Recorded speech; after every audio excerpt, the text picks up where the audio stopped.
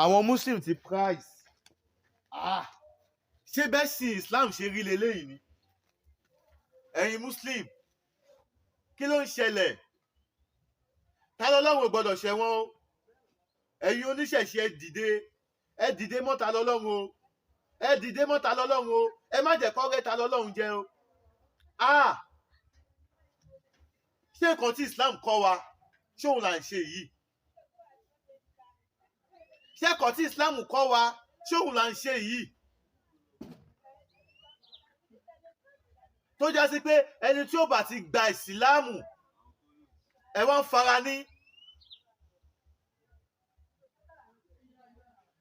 ẹ̀yin àfáà ẹ̀yin lẹ sọ ta lọ́lọ́run di nǹkan tó dá yìí ẹ̀yin lẹ sọ ta lọ́lọ́run di ọ̀tá islam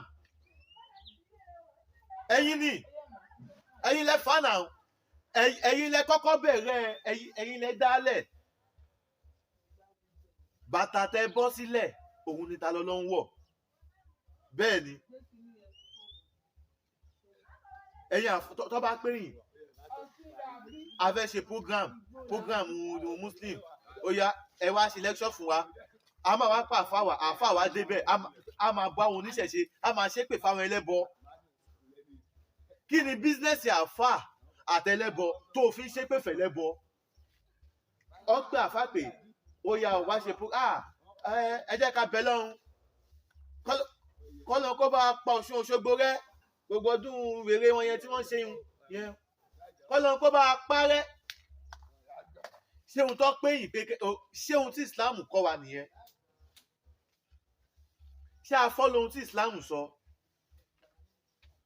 Quran chapter 10 verse 100 ṣé a tẹ̀lé gbogbo ẹ̀yin muslim gbogbo ẹ̀yin àfáà yẹn pátápátá tí ẹ wà nídìí tí ẹ ṣe alákatakí tí ẹ sì yìí tí ẹ sọra yín di pa Ọlọ́run tẹ́ ẹ sọra yín di dẹ́bútì ànàbì tẹ́ ẹ já tíkẹ́ẹ̀tì iná léèyàn lọ́wọ́ látayé ẹ lọ sí Quran yín lọ sí Quran chapter 10 verse 100 kí ni Quran chapter 10 verse 100 sọ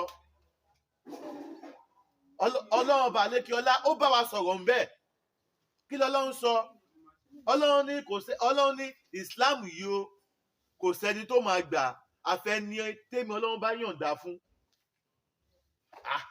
ìgbà tọ́lọ́run ti sọ pé ẹ̀sìn tá à ń ṣe yìí o ẹni tí èmi Ọlọ́run bá yọ̀ǹda fún ni ó máa rí gbà o fine Ọlọ́run dẹ̀ sọ fún wa pé àwa tí à ń ṣe o ẹ ṣe dáadáa o àlùjọ náà ń bẹ fún yín o kí ló dé tí àwa ò ṣe wá ìsìláàmù táwa wá sọ pà ń ṣe yẹn kí ló wá dé táwa ò ṣe wá ragbá ká máa ṣe ìsìláàmù wa yẹn lọ ká máa ṣe bọ́lọ́run ṣe ní àṣẹ tó fi wá já sí pé oníṣẹ̀ṣe làwa wá ń gbógun tì oníṣẹ̀ṣe lẹ̀yìn wá ń bú oníṣẹ̀ṣe lẹ̀yìn wá ń bájà gbogbo lẹ́kṣọ̀ tí yín báyìí ẹ̀gbọ́n Bàtálá ṣépè ẹ̀gbẹ́ Ẹgbá kan ṣépè ẹ̀gbáwo kan ṣépè eré àtegbò tí a wà yìí béèyàn mú ewé pákí tó bá gbó pọ̀ mọ́ ewé nǹkan kan tó bá alẹ́bọ ni àbí béèyàn bá já ewé mi ò tiẹ̀ mi ewé bọ̀ mo ṣámọ̀ kan máa ń gbé ewé kan wọ́n máa ń gbé ewé yẹn àti milk papọ̀ tó máa ń sọ pé ewé yẹn máa ń ṣiṣẹ́ fún ogun ẹ̀jẹ̀ ẹni tẹ́ bá ti wá rí tẹ́ ti rí ewé àtegbò tẹ́ ti rí ewé àtegbò lọ́wọ́ ẹ̀ ó ti ṣẹ́ bọ́ nìyẹn ó ti bídíà ni àfáàtì gánṣẹ́ bídíà ni ohun tẹ́ fi ń ba Islam jẹ́ nìyẹn o bídíà ni wàhálà ìtayín náà ń ṣe yìí náà bídíà lẹ́yìn gan ń ṣe bídíà tẹ́ ń sọ pé àwọn kìnìún yẹn ṣe bídíà gan lẹ́yìn gan ń ṣe nínú Islam because Islam kọ́ lẹ́ ń ṣe yẹn Islam tẹ́ ń ṣe tẹ́ fi ń ni àwọn kan lára Islam tẹ́ ń ṣe tẹ́ fi fọ orílẹ̀-èdè sẹ́yìn Islam tẹ́ ń ṣe tẹ́ fẹ́ fi pàlùmù Islam tẹ́ ń ṣe tẹ́ fẹ́ fi dógun sílẹ̀ Islam tẹ́ ń ṣe tẹ́ fẹ́ fi dá wàhálà sílẹ̀ ṣé nǹkan tí Islam sọ fún wa nìyẹn ẹ má bójú Islam jẹ́ ẹ represent Islam dáadáa nǹkan tẹ́yìn àfáà tẹ́ ń bá ta lọ́lọ́run fà báyìí ẹ mọ̀ pé àfáà nìyí ẹ wá ń bá ta lọ́lọ́run fa ìjọ̀gbọ̀n wàláì tàláì ẹ kò fẹ́ fi ẹ̀pù kàríà ọmọ yẹn ni ẹ kò fẹ́ fi ẹ̀pù influencer ọmọ yẹn ni ọmọ yẹn ti di celebrity báyìí ẹ̀yin àfáà ìhun tẹ́ ń ṣe fún ta lọ́lọ́run yìí ẹ̀ ń ṣoògùn òkìkí fún ni, ẹ̀ ń ṣoògùn òkìkí tẹ́bà mọ̀, ẹ̀ ń ṣoògùn òkìkí fún ta lọ́lọ́run, ẹ wá ń ba ìsìláàmù jẹ́ tí ó sì yẹ kó rí bẹ́ẹ̀, tí ó sì yẹ kó rí bẹ́ẹ̀, tí ó sì yẹ, ẹ jẹ́ ká wà fà, ẹ jẹ́ ká lọ change. Mi ò sọpọ́ọ̀tì bí Tani Ọlọ́run bó ṣe bú wọn o, mi ì dẹ̀ mọ ìbú tó bú wọn o, mi ò sọpọ́ọ̀tì yẹn o, mi ò sọ pé kí Tani Ọlọ́run kó gbọ́ àwọn àfáà o, but àmọ́ ẹ̀yin àfáà náà ẹ̀yin búṣẹ̀ṣe mọ́, torí ohun tí Tani Ọlọ́run fáìtì fún ni pé ẹ̀yin àfáà ó ti jẹ́ kí gbogbo program gbogbo kíní tẹ́yìn bá ń ṣe báyìí ẹ sọ̀rọ̀ Ọlọ́run fún wa, ẹ̀yin tí a máa fi condemn ìṣẹ̀ṣe ẹ máa fi ṣé condemn ìṣẹ̀ṣe ṣọ́ọ̀fì ṣe yín ni, ohun tó prompt ti Tani Ọlọ́run tó fi ń ṣe condemnation Islam nìyẹn, ohun tó fà tó ń jẹ́ tó fi sọ pé Tani Ọlọ́run, ìwọ wá ń sọ pé ok ìgbà tí wọ́n sọ pé Tani Ọlọ́run ó fẹ́ mọ Ọlọ́run ni, Tani Ọlọ́run ń gbá rìsáàsì lọ́wọ́, ẹ̀yin àfà ẹ̀dẹ̀wà jẹ́ kí Tani Ọlọ́run ṣìnà, ẹ̀yin lẹ jẹ́ kó ṣìnà, ẹ̀yin lẹ jẹ́ kí Tani Ọlọ́run kó gba ìsìláàmù yìí yẹn, ẹ̀yin lẹ ṣì lọ́nà, torí Tani Ọlọ́run ó ń wá Ọlọ́run ni, ó ń mẹ́rin tó máa fi Ọlọ́run ràn òun, ìtó fi yẹ kẹ́yìn wá ṣe fi bọ́lọ́run ṣe tó títóbi Ọlọ́run kẹ́ ẹ fi ran Tani Ọlọ́run, ẹ fi bọ́lọ́run ṣe tó ràn, ogun lẹgbẹ́tì, ogun lẹgbẹ́tì, ẹ bá ṣígun ni, ẹ bá ṣígun ni, ẹ bá ṣígun ni, kí ló dé ṣé ṣọ́fọ̀gùn ṣe yín ni, ànábì ò kọ̀ wá báyìí, ànábì ò kọ̀ wá báyìí, níbo lànábì ti ẹ lọ mú wá nínú àyà Quran tí Ọlọ́run ti sọ wípé ẹ̀yin àfáà tẹ́ ń ṣe àtakò ẹ̀sìn yẹn tí ẹ̀ ń ṣe bídíà, this is a challenge for you. I have a question for all of you. Ẹ jáde tán, ẹ wá sọ fún mi pé ibi tọ́lọ́run ti sọ nínú Al-Quran tí kò ń ṣe pé àwọn ẹlẹ́bọn ń tako àwọn Muslim o, tí Ọlọ́run ti command àwọn Muslim ó yá ẹ máa lọ bá àwọn ẹlẹ́bọn jà, ẹ máa lọ sọ fún àwọn ẹlẹ́bọn pé òṣì ló ń ṣe, ẹ máa lọ sọ fún àwọn ẹlẹ́bọn pé wọ́n máa wọná. Ọlọ́run ò lè sọ yẹn tí Ọlọ́run ò ní fẹ́ dá wàhálà lẹ̀, ogun lé kíní lè lead sógun, ilé ayé ta wà Ọlọ́run ti jẹ́ pé ìwà pé òun máa pè àwọn kan sínú Islam, àwọn kò ní sí Islam. Jésù gan sọ nínú Bible wípé kò sẹ́ni tó máa wá sọ́dọ̀ mi àyàfi tí bàbá mi bá rán sí mi, kí la wá ń dara wa láàmú fún, kí la ń dara wa láàmú fún, ẹ fún oníṣẹ̀ṣe sílẹ̀, ẹ jẹ́ kó oníṣẹ̀ṣe ṣẹ̀ṣẹ̀ Islam tí ní kẹ́ ẹ máa ṣe, ẹ má ba ẹ̀sìn ẹlòmíì jẹ̀ mọ́, kò kàn yín, ẹ̀sìn ẹlòmíì ò kàn yín, Islam tí ní kẹ́yìn ṣojú dáadáa, Islam tí ní kẹ́yìn ṣojú dáadáa, ẹ̀yin àfáà yìí ẹ wà lára nǹkan tó jẹ́ kó orílẹ̀-èdè kí orílẹ̀-èdè yìí kó ní lọ síwájú, tẹ́bà mọ̀ ẹni àfáà tó bá ti tó ń ṣàtakò ẹ̀sìn ẹlẹ́sìn, tó ń ṣe àtakò ẹ̀sìn ẹlẹ́sìn, ó wà nídìí bí orílẹ̀-èdè yìí ò ṣe ní lọ síwájú, ó lọ́wọ́ ń bẹ̀. Màá sọ́ọ̀dì tí àfáà yẹn ṣe lọ́wọ́ ń bẹ̀ o, kí ni ìdí ẹ̀?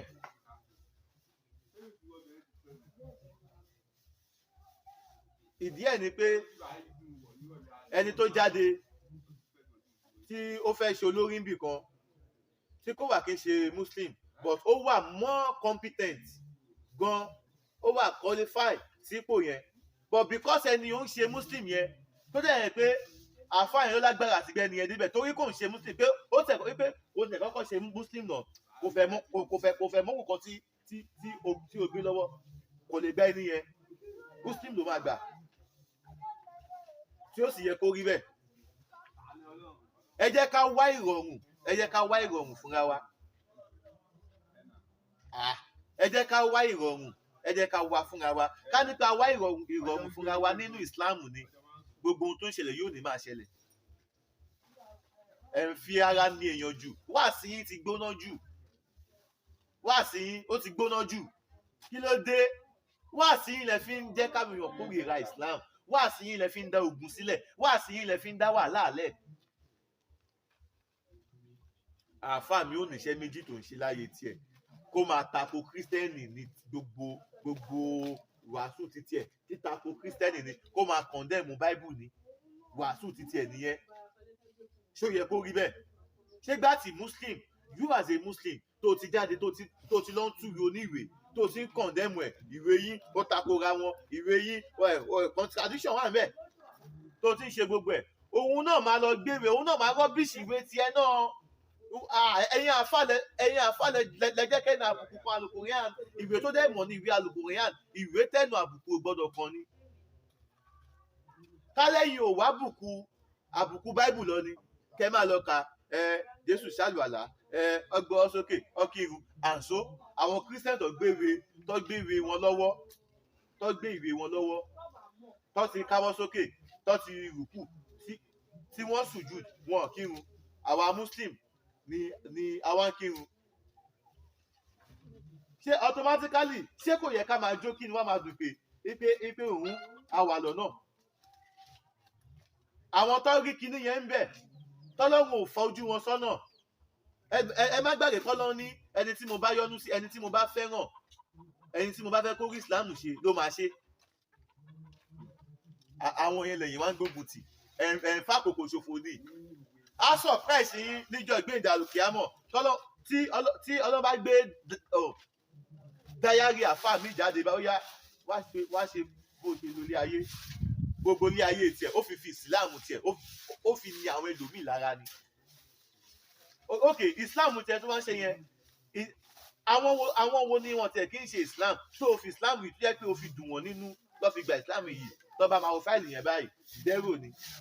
Àwọn wo ni ó yẹ kó gba ìsìláàmù ìbọ̀ tó jẹ́ pé nítorí àdánwò tó ń gbé bẹ́ sí wọn ni kò yẹ kó gba ìsìláàmù, tó bá ṣí fáìlì yẹn jáde báyìí gọbọi làwọn tó millions ni ó yẹ kó ti gba ìsìláàmù látara àfáà mi, millions èèyàn ló ti yẹ kó gba ìsìláàmù látara àfáà mi, bọ̀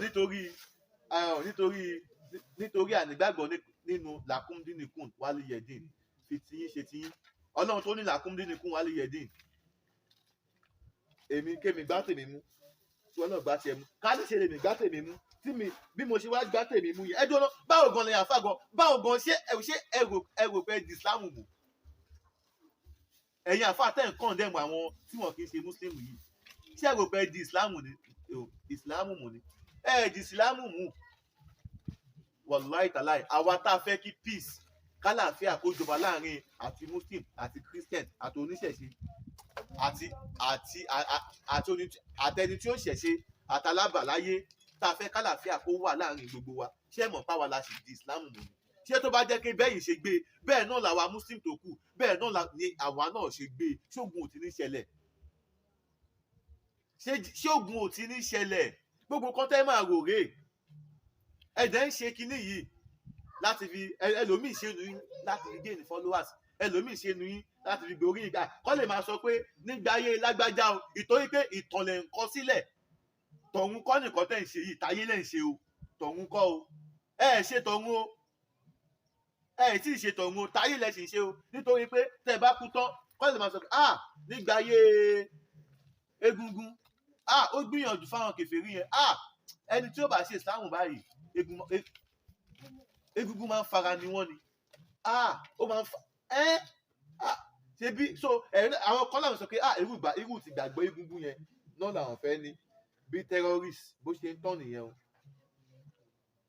Mẹ́ńtọ́ ẹ̀ tó ń tẹ̀lé gbogbo ìtàn ìgbésí ayé ẹ̀ ogun ló fi jà, ó dẹ̀ ń tẹ̀lé inú Islam.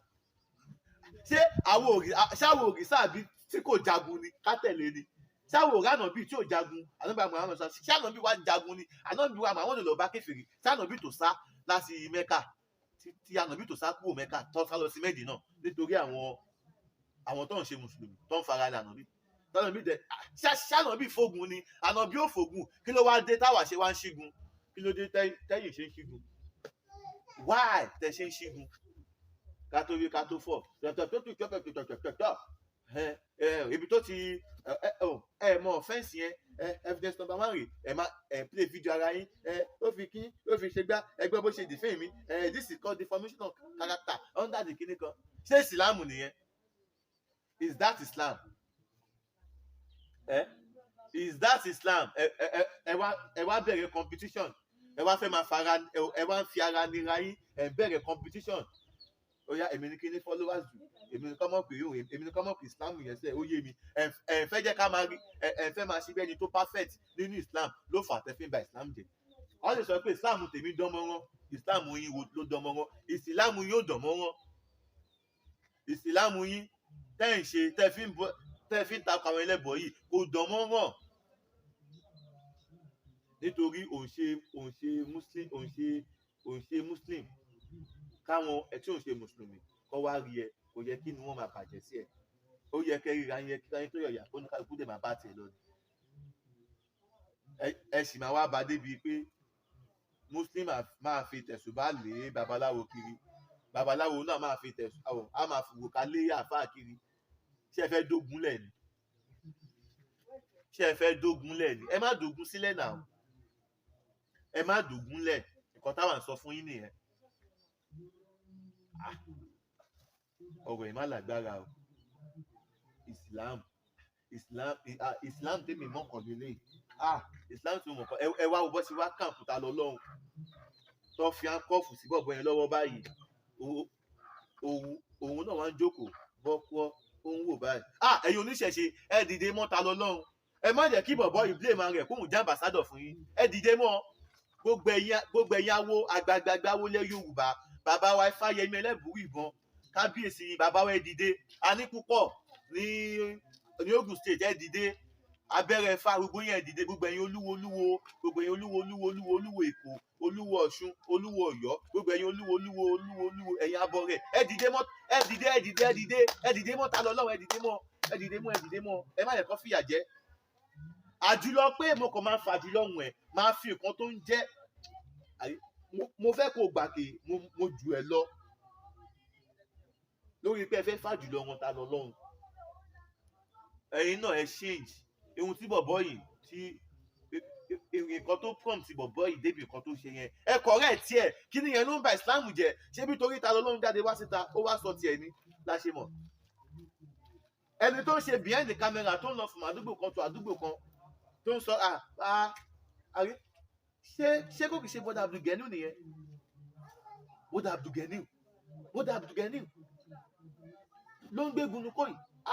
Láìláìláìlá. Tí kò ní mọ́ kè bọ́dà Abdulgani tó jẹ́ bọ́dà Abdulgani tó jẹ́ pé òun á lọ sí Usra, á lọ sí áké, kò sí gbogbo ohun tí kò ní kí. Ó gbọ́ lọ́n gbọ́gan. Àmọ́ ẹ̀yin bọ́dà Abdulgani wá ṣàṣìṣe kan bí ti ní báyìí. Ẹ dẹ̀ fi Islam yẹn bà nínú jẹ́ débi pé ó wá padà wá rí rẹ̀ nírí pé kèfèrí lòun. Wo ní èṣù bá nawọ́ gan, á bá ya padà bí kọ̀ọ̀kan bó ṣe ẹ̀yin ni torí pé bínú ò bá gbọ́ yín, òbẹ́ tí ò bá gbọ́ yín inú kì í bàjẹ́. Ẹ̀yin ṣe Islam yín, ẹ máa fi Islam yín báyọ̀ nínú jẹ́. Ẹ máa fi Islam yín, ẹ máa fi dùnyàn nù ni. Ẹ̀yin ò lè ṣe Islam pé I am a Muslim, ó yá okay, kẹ wá lọ sí àdúgbò kan táni ìyà jẹ́ ń bẹ̀, kẹ wá sọ ẹnìyẹn dolówó. Kẹ wá wọ ẹni tí ìyà jẹ́ ń bẹ̀ yẹn, kẹ wá mú ẹni yẹn, kẹ wá sọ dolówó. Ẹ̀yin ò ṣe Islam rẹ̀. Islam pé bó ṣe yọ̀ ọ̀wọ̀ náà, bó ṣe ṣe ilé ọ̀wọ̀ náà, bó kọrin ọ̀wọ̀ náà, bó ṣe comedy skit ọ̀wọ̀ náà, bó ṣe kíní kan. Okay, ìgbà tẹ ní bó ṣe comedy skit, táàfà ní ẹni bá ń ṣe comedy ó máa wọ̀ náà. Bẹ́ẹ̀ ṣe ní ẹni bá ń ṣe kọ́mẹ́dì o yóò wọná, ẹni bá ń kọrin yóò wọná. Ẹjọ́ ní taba bí ọ̀rọ̀ Nàìjíríà bó ṣe rí lọ́jọ́ tòní, iṣẹ́ wo ló yóò yàn? Iṣẹ́ wo ló yóò yàn? Okay, ká máa sọ pé torí pà ń sílọ̀ yẹn ká dẹ̀ máa kúṣẹ̀, ká máa sọ pé torí pà fẹ́ sílọ̀ yẹn ká dẹ̀ máa tòṣì. Èyí ò lè fòṣì sílọ̀. Èyí ò lè fòṣì sílọ̀. That is the fact. Òṣìṣẹ́ sílọ̀. Èyí ò lówó. Olóhùn gbàwẹ̀ wàláì ó ń febi parẹ́ ni. O lówó lọ́wọ́. Olóhùn gbàwẹ̀ ó ń febi. ká tó lè sọ pé òun gbà rẹ̀ ó dìgbà tó bá ní owó yẹn lọ́wọ́ tó yẹ pé nọ́mà kó má sáwẹ̀ yẹn ta náà ó ní owó àti jẹun ẹ lọ́wọ́ ká tún ṣẹ́kù báyìí tó wà jẹ oúnjẹ yẹn tó ní mo febi mọ́nú ìyẹn ní kò ń gbà rẹ̀ nǹkan tó ń jáwẹ́ nìyẹn ẹlòmíì ò ní nǹkan tó máa jẹ kò dẹ̀ wà bí ilé ayé òun á ṣe dá lọ ó dẹ̀ ríṣẹ́ kan so ọba bá ríṣẹ́ kan ó ní ṣé hòtẹ́ẹ̀lì ni wọ́n máa fún ní 500 wọ́n máa fún ní 300,000 lóṣooṣù ó ní àwùsù bílẹ̀ ọlọ́run ò ní jẹ́ mi ò lè ṣiṣẹ́ lòtẹ́ẹ̀lì àrí ò lè ṣiṣẹ́ lòtẹ́ẹ̀lì dẹ́bùtì ọlọ́run pẹ̀lẹ́ o ibi tí ó ti ń bẹ̀rẹ̀ nìyẹn ìgbà tó bá máa ríṣẹ́ tó jẹ́ tọ́lọ́ bóyá wá ní kó wá máa ṣe akọ̀wé níbì kan wọ́n bá ní 15,000 lóṣù in fact muslim sisters àwọn tí yọ níbẹ̀ ẹ máa kí wákàtí máa mú yóò máa pé hòtẹ́ẹ̀lì ò dẹ̀ sọ pé kó má kí òun ṣiṣẹ́ lòtẹ́ẹ̀lì náà kò ní pé kó má kí wọn ọtí ni wò ní báwọn mú o ṣìnà ọbẹ̀ ni wò ní báwọn ṣe o ìwọ ló máa rò pé kódà ìwà tiẹ̀ gan níbẹ̀ yẹn wà á tún fi polówó Islam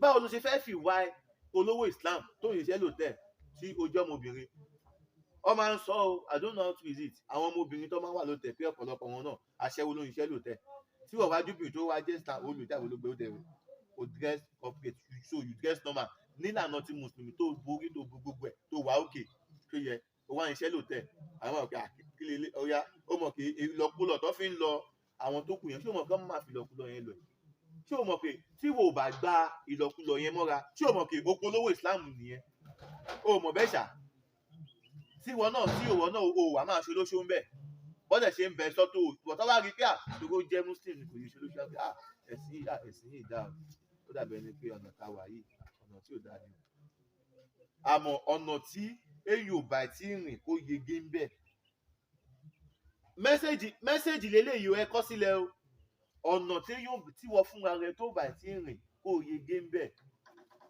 má blame ẹni tó wà ń bẹ̀ tí ò yege ń bẹ̀ má blame ẹ o ṣiṣẹ́ lòtẹ́ẹ̀lì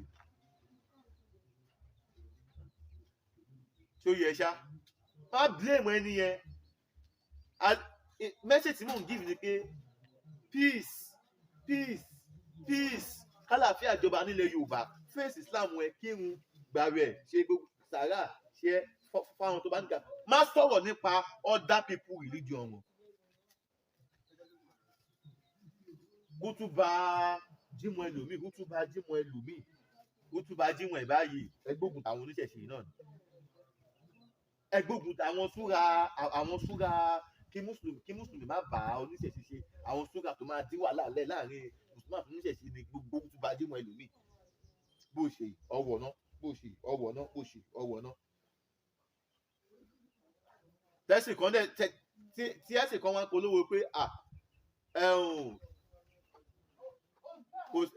pẹ̀lú ìgbìyànjú Ọlọ́run máa gbọ́ tá a bá ṣe náà elédùà ló ní kó fàṣẹ sí o tẹ́nì kan wá nígbàgbọ́ nínú yẹn jẹ́wéjégbò tó yẹ ṣá jẹ́wéjégbò bọ̀ ẹ̀bọ̀ ẹ̀ sí ń tiẹ̀ bó ṣe ọwọ́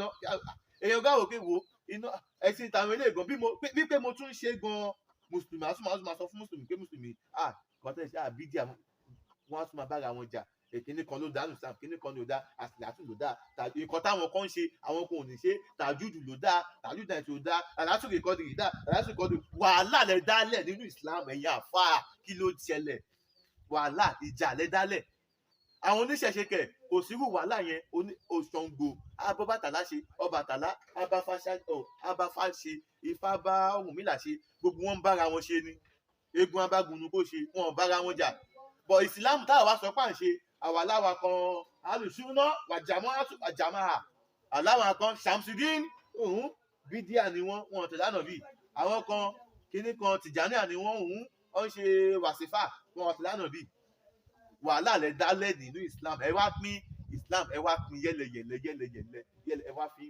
kọjú ìjà sí anybody ẹ wá bára yín jà tán ẹ tún wá gbéjà ẹ náà wá báyìí ẹ tún wá gbé dórí àwọn oníṣẹ̀ṣe kí ló dé lẹ́nu tí ta lọ́lọ́run bẹ̀rẹ̀ yìí tó bẹ̀rẹ̀ ìṣẹ̀ṣẹ̀ kíní kan tó bẹ̀rẹ̀ sí ni máa mú evidence wá láti fi prove pé bí muslim ṣe ń prove pé islam wà authentic jẹ́ kí èmi náà wá prove pé ìṣẹ̀ṣe yìí ó wà authentic. ẹ rí i pé bó ṣe bẹ̀rẹ̀ ẹ̀ báyìí ẹ lọ́wọ́ ọ̀pọ̀lọpọ̀ èèyàn náà báyìí òun ni Ifáyẹmí òun ni Fábùnmi òun ni Fáṣegbá kan àtàkóbó lòun igbá kan lòun àwọn náà ti bẹ̀rẹ̀ sí ni máa condemn islam. ṣe rí nǹkan tẹ́ ẹ dálẹ̀ ẹ̀yin àfáì ṣe rí nǹkan tẹ́ ẹ dálẹ̀ ṣe rí nǹkan tẹ́ ẹ dálẹ̀ ẹ̀yin lẹ dá sílẹ̀ ẹ̀yin ni ẹ̀yin lẹ dálẹ̀ o ẹ lọ ṣàtúnṣe o ẹ lọ ṣàtúnṣe o bẹ́ẹ̀ gbé ta lọ́lọ́run lọ sí kóòtù jù kódà bẹ́ẹ̀ sọ ta lọ́lọ́run sẹ́wọ̀n irú ta lọ́lọ́run yìí ò lè tàn ìgbẹ́ ò lè tàn kẹ́ ẹ máa fi ojoojúmọ́ káwọn oníṣẹ̀ṣe lọ sí kóòtù ìṣẹ̀ṣe ò lè tàn kí lè máa ń dara yín láàmú kí ló dé tẹ̀ ṣe kúkú fókọ́ọ̀sì kẹ́ ẹ gbá ìsìláàmù yín mú bí mo ṣe digi pákì mú kẹ́ ẹ máa sọ pé mo ti di ìsìláàmù mi mú mọ́ mo ti di ìsìláàmù mi mú o kẹ́ ẹ gbá ìsìláàmù yín mú ṣinṣin báyìí kẹ́ ẹ gbá mú ṣinṣin báyìí ẹ wá gbá ìsìláàmù yín mú mọ́ oníṣẹ̀ṣe lẹ wá gbá mú kẹ́ ẹ máa fojoojúmọ́ kó oníṣẹ̀ṣe lọ sí kóòtù ìṣẹ̀ṣe ò lè tàn ẹ má gbókò ẹ ní pé ẹ jẹ́ ká jẹ́ kí peace. I am an ambassador of peace. Ambassador peace ni mí fún Islam, ambassador peace ni mí fún ṣẹ̀ṣe, ambassador peace ni mí fún Christian. Kí peace kó wà láàrin àwa mẹ́tẹ̀ẹ̀ta. So Muslim ni mí, I am a Muslim, but mi ò support báwọn àfà bó ṣe gbógun ti ṣẹ̀ṣe. Ẹ jẹ́ ká gbà ẹ jẹ́ ká jẹ́ kó yàwó yàn pé Islam wà dùn ẹ bá jẹ́ ká jọ ṣe. Ẹ má condemn ẹ̀sìn ẹlẹ́sìn. Ẹ má condemn ẹ̀sìn ẹlẹ́sìn. Ẹ wò ẹ yẹ kí mo fẹ́ sáré wọlé. Mo kí gbogbo yín tó ń wò mí, mo kí gbogbo tẹ fún wò mí ò ní fọ́ bẹ́ẹ̀ náà ní títẹ fún gbọ́ mi kò ní di láṣẹ Elédùmarè. Ẹ̀yin báyìí náà ni ẹ máa ṣe nǹkan làbí kò ní kọ́ mi sọ̀dẹ̀ gbogbo wa. Ẹ jọ̀ọ́ fáfànà ẹni tẹ bá ṣẹ̀ wò mí fúngbà àkọ́kọ́ Báyọ̀ Black náà ní orúkọ tèmi. Orílómọ Cine náà ni ẹ ti ń wò mí. Ẹ jọ̀ọ́ ẹ bá mi subscribe sórí YouTube channel yìí kẹ́ẹ̀dẹ̀ bá mi share. Ẹ rí i pé èmi gan ẹ rí i pé ọ̀rọ̀ tí mò ń sọ bó ṣe ń wá gan I don't know, it is God that is giving me this that go and say this, go and make the changes. Lọ jẹ́ káwọn èèyàn mọ̀ pé ẹ wà sọ àlàáfíà, ẹ jẹ́ kálàáfíà wà láàrin ara yín. Lọ sọ fún wọn pé ẹ yé bára wọn jà mọ́, ẹ yé bára yín jà mọ́, kẹ́lẹ́sìn kan yé bu ẹlẹ́sìn mí mọ̀. Ohun tó lọ sọ pé tí ẹ̀mí yẹn ń gbé wá fún mi Ọlọ́run ló ń darí wa náà. Yes, spirit ló ń gbé wá fún yín. Ohun tó lọ ń gbé wá fún mi ẹni mò ń sọ. So ẹ sá wá fà ẹ jẹ́ ká stop láti máa bú oníṣẹ̀ṣe àbí Christian. Ẹ̀yin Christian ẹ stop láti máa bú Muslim, láti máa mọ̀ọ́kì Muslim. Christian mi tó bá rí Muslim báyìí a máa mọ̀ọ́kì ẹ̀ ni. Tó bá rẹ́lòmí nínú ìjáàbù báyìí a máa mọ̀ọ́kì ẹ̀. Tó bá rẹ́lòmí nínú ẹlẹ́hà báyìí a máa mọ̀ọ́kì ẹ̀ ni. Christian mi ò lè jókòó sẹ́gbẹ́ ẹlẹ́hà. Christian mi bẹ́ẹ̀ náà ni ẹlẹ́hà mi náà kò lè jókòó sẹ́gbẹ́ ìyàwó babaláwo. Ṣó yẹ kó rí bẹ́ẹ̀? Ṣó yẹ báwo la ṣe wá fẹ́ ṣe táàdẹ̀jọ wà láwùjọ ní àwùjọ ara wa? Ẹ rí i pé tábà ti ní fi ara wa ìrẹ̀pọ̀ ò lè sí. Ìfẹ́ yẹn ìwọ ṣe sí tiẹ̀ kémi ṣe tèmi. Má fi tiẹ̀ má fi disturb tèmi, kémi náà má dẹ̀ fi tèmi náà disturb tiẹ̀. Á jẹ́ kálàáfíà kó wà, á jẹ́ kí ìrẹ̀pọ̀ kó wà. Nǹkan tí mò ń gbìyànjú àti derive jáde nínú gbogbo ọ̀rọ̀ tí mò ń sọ láti àárọ̀ náà nìyẹn. Ẹ̀sàmpù ni mò ń kó jáde látàárọ̀. Be my fans, ẹ jẹ́ ká jọ dòwò pọ̀ o. Ẹ máa wo àwa náà o. Láṣẹ Elédùmarè lágbára Ọlọ́run business tí náà àwọn èèyàn máa patronize ẹ̀yin náà. Fáfànà ẹ̀yin tẹ bá dẹ̀ ní business tẹ fẹ́ ká bá yín polówó a wà available o. Ẹ fẹ́ polówó ọjà fẹ́ ṣe tẹ bá fẹ́ ká shoot fídíò ìpolówó fún yín àdé bàbá yín advertise ẹ̀. Bàbá ṣe ń ṣe àwọn program wa yìí a máa fi ìpolówó yín sí I am available. Ẹ lè message mi lórí WhatsApp pẹ̀lú 081 41 12 3573 081 41 12 3573 lórí WhatsApp. Ẹ message mi tẹ bá ní business. Bọ̀ fọ́rọ̀ pé kọ́tà dọ́tì wá máa ṣe bóyá iwájú oníṣẹ̀ṣe wọ́n wá fẹ́ máa condemn Islam fún mi. Ẹ̀gbọ́n nǹkan tẹ́ ẹ sọ yẹn ọ̀tán I am not available for that. Bóyá wá jẹ́ Muslim náà ó wá fẹ́ wá prove nǹkan kan fún mi I am not available for that. Normal mi sọ pé kó má pè mí ṣàkíyèsí o bọ̀ mò ń bá rẹ nínú DM mi, mò ń bá ra ẹ nínú DM mi. Ìsìláàmù tèmi, ìsìláàmù pé lẹ́sìn ó mọ̀ tónítóní, mùsùlùmí ló ń ṣàárẹ̀ ìlòṣèjẹ. Ìsọkúsọ ni ká sọ pé sin Islam tọ̀hún nìkan ni kí múmìnì má lè fa tọ́kì nílé ayé, kí múmìnì má lè jẹ gbádùn ní ayé mọ́, pé kó má lè gègò. Àti ìgò tí mo mì yẹn pé mi sọ pé kó má lọ mutí o, àti pé kó má lè ṣe enjoy life ẹ̀. Bó o jáyé jù, o ti di ọ̀tá Ọlọ́run. Bó o ṣe lè, o ti di ọ̀tá. Tó jẹ́ pé nílé ayé náà dẹ̀ làwọn àlè kò sí báyìí fẹ́ ṣe, ẹni tí ò ṣe ń gbàgbá ń ṣe ń kọ̀rọ̀. Ẹni tí ò ṣe ń gbàgbá ó ń ṣe ń kọ̀rọ̀. Kí la wá ń fi yẹn dá wàhálà lẹ̀ fún? Kí la wá ń fi irú nǹkan bá yẹn, kí la fi ń dá wàhálà lẹ̀ fún? Ẹ yẹ ká lọ stop. Gbogbo wa ló lè, ẹni tílẹ̀ mọ́ bá ní bàràó. Ẹni tílẹ̀ mọ́ bá òun ní bàràó. Ẹ wò, mo kí ojú tẹ fóònù lónìí, fọ́ bẹ́ẹ̀ náà ní títẹ̀ fún gbẹ́mí òní di láṣẹ lójú màrí. Àwọn báyìí náà ni a máa ṣe nǹkan ìkan láàbí kan kọ́ mi sọ̀dẹ̀ kó wà wá. Fáfáà ẹ̀ tẹ́ bá jẹ́ ń wò mí fúngbà àkọ́kọ́, ẹ jẹ́ bá mi subscribe o. Tàbí ẹ̀yin tẹ́ bá ń wò mí tẹ́ ẹ̀ tí subscribe, ẹ bá mi tẹ subscribe button yẹn, kẹ́ bá mi subscribe, kẹ́ dẹ̀ bá mi share program yìí. Ẹ ṣé mo dúpẹ́ o, ire o. Ẹ máa ta o, iṣẹ́ yín kó ní ìdíṣẹ́ mọ́ yín lọ́wọ́ o. Ayọ̀, àlàáfíà ń tọmọ Ọlọ́run o. Eriwo, yà, takbir, Allahu akbar.